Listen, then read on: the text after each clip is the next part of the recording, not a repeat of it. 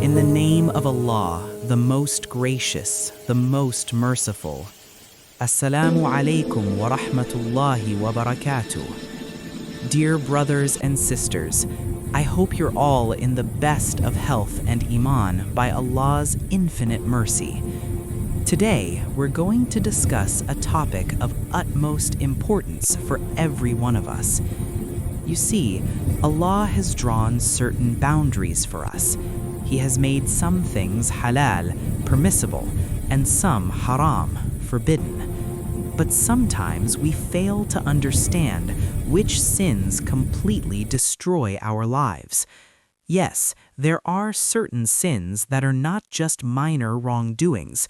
Rather, they destroy our faith, make our worldly life miserable, cause eternal punishment in the hereafter, and ruin family and society. So today, we'll learn about those 5 deadly sins that we must be especially cautious about.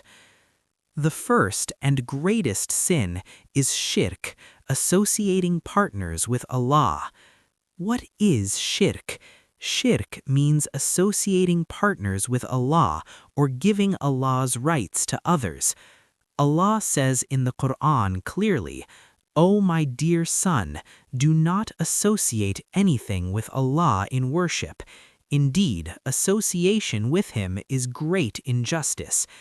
Shirk has many forms: direct idol worship, going to graves or shrines and asking from others besides Allah, relying on amulets and talismans, believing in astrology, fortune-telling, horoscopes, and fearing or relying on someone other than Allah. A small example: many people when sick rely more on amulets than doctors, or for business success they follow astrologers' advice. All these are forms of shirk. What are the consequences of shirk? Allah does not forgive shirk unless one repents. All good deeds of the mushrik become void. Paradise becomes forbidden. Punishment in hellfire is eternal. A companion asked Prophet Muhammad, peace be upon him, "What is the greatest sin?" The Prophet replied, "To set up rivals with Allah while He alone created you." Therefore, we must be first cautious of shirk. Allah is one. We worship none but Him. We ask from none but Him. For everything, we make dua only to Allah. The second deadly sin is magic, sorcery, and superstition. Allah says in the Quran, "And they followed what the devils had recited during the reign of Solomon." What is magic? It's a forbidden act where people claim supernatural powers or try to harm through specific words, actions, or objects. Forms include spellcasting, palm reading, fortune-telling, consulting horoscopes, performing rituals, and using various amulets. A common scenario: around us, when couples have problems, some seek magicians. When marriage is delayed, they go to astrologers. When business faces loss, they perform charms. But did you know, both practicing magic and getting it done for you constitute disbelief? Prophet Muhammad, peace be upon him, said, "The magician will not enter paradise." Consequences of magic include destroying faith, leading to shirk, ruining family relationships, causing financial loss, and guaranteeing punishment in the hereafter. What should we do? Rely only on Allah. Recite authentic Quranic and Sunnah prayers. Pray regularly. Recite Surah Al-Falaq and An-Nas. Never visit astrologers or magicians. Remember, Allah has power over everything. He gives sickness and He gives cure. He provides sustenance and He withholds it. So we seek help only from Him.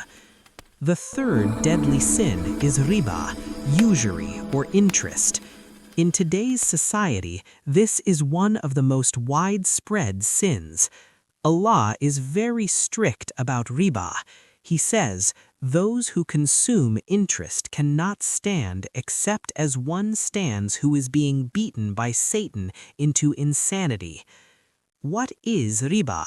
Riba means taking extra when lending money or property. Types include bank interest, credit card interest, taking interest from friends or relatives, business interest, and microfinance interest. The severity of riba. It's like declaring war against Allah and His Messenger, creates inequality in society, makes poor poorer, rich richer, destroys family relationships, removes blessings. An example, nowadays almost everyone takes bank loans for cars, houses, businesses. But do we realize the interest involved removes blessings from our lives? Prophet Muhammad, peace be upon him, said, "Riba has 73 types of sins. The least of them is equivalent to committing adultery with one's own mother." What should we do?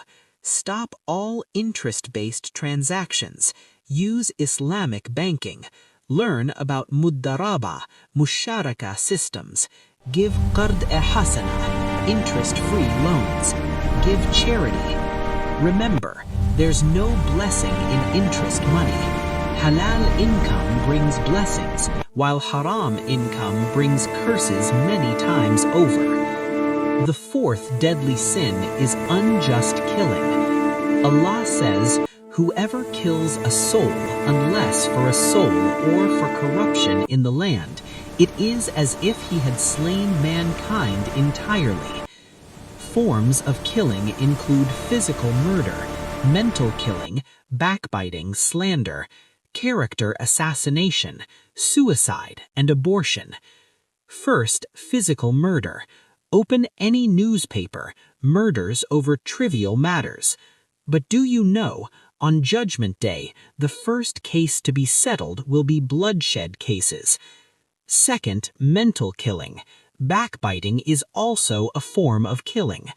What is backbiting? Speaking about someone's faults in their absence that would hurt them.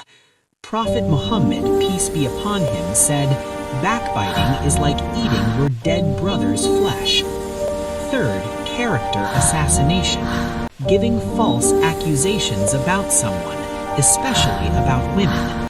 Allah says, "Those who accuse chaste women, then do not produce 4 witnesses, flog them with 80 lashes, and do not accept their testimony ever." Fourth, suicide. Nowadays, many commit suicide due to depression. But Prophet Muhammad, peace be upon him, said, "Whoever kills himself with something will be punished with that same thing in hellfire forever." Consequences of killing include legal punishment in this world, social unrest, eternal punishment in hereafter, and curse on family. What should we do? Be patient, pray regularly, make dua, keep company of good people, don't hurt anyone. Remember, human life is priceless. Allah gives life and only He takes it. We have no right to take anyone's life. The fifth deadly sin is adultery and immorality. In today's age, this is the most widespread sin. Allah says, "And do not approach unlawful sexual intercourse.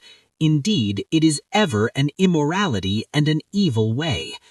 Forms of immorality include illegal sexual relationships, watching pornography, watching immoral movies, listening to obscene music, wearing immodest clothing, and free mixing between genders.